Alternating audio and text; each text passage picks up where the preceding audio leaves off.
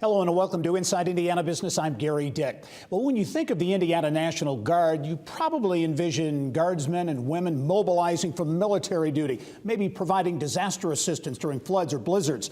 But the men and women of the Guard do so much more, serving locally and globally, building, modernizing, and maintaining a fighting force on the ground and in cyberspace. The Indiana National Guard preparing to publish a comprehensive economic impact study that will summarize its full impact on the state's economy, which is pegged at more than $500 million.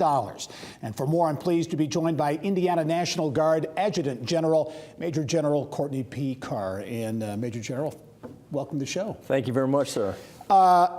Let's start out. People know, everyone knows the National Guard, the Indiana National Guard, but give us the mission, essentially, because it is far-reaching. So the National Guard is the only military service that has this dual mission. So we're both Army and Air.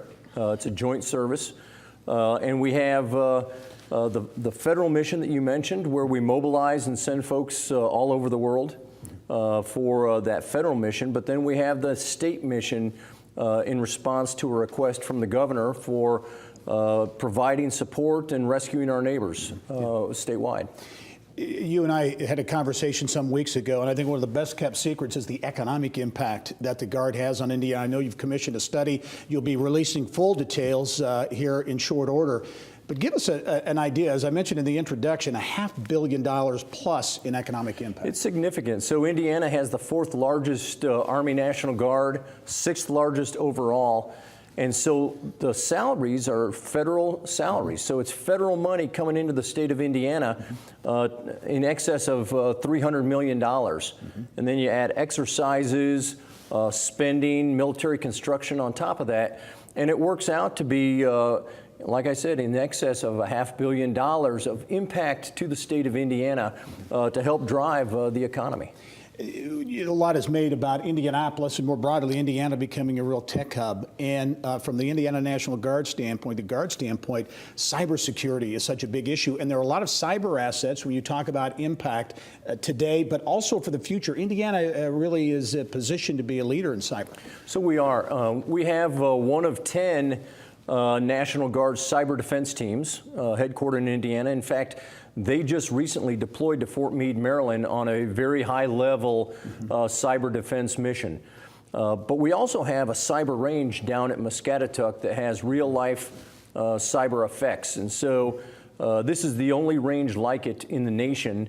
And the Army's most elite cyber forces are coming to Indiana to train because of this capability. So we have the structure here in Indiana that gives us internal capability, but then we also have the asset at Muscatatuck that allows the entire nation to benefit from our capabilities. A lot going on around cyber, including in the training aspect. The Cyber Academy, I know, is a partnership between the Indiana National Guard and Ivy Tech. It is, and for us, because we're growing force structure, we're getting more cyber units, it's important for us to be able to train a foundational cyber capability and try to recruit more cyber warriors.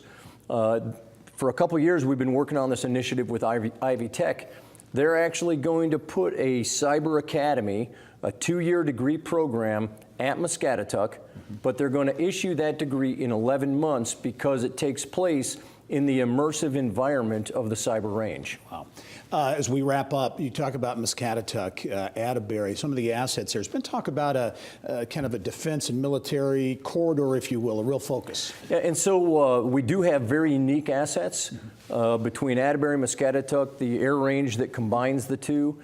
And the Lieutenant Governor's Office and the Indiana Economic Development Corporation have the Indiana Office of the Indiana Office of Defense Development, and Danielle Chrysler runs that for the state, and she's bringing together all the military partners, all the military industrial defense industry to find synergy and expand that economic base for the state of Indiana, and we're seeing some success with that. Real economic impact in excess of $500 million. The Indiana National Guard, Major General Courtney Carr, thank you for being here. Thanks for your service as well. Sir, thank you. Yeah.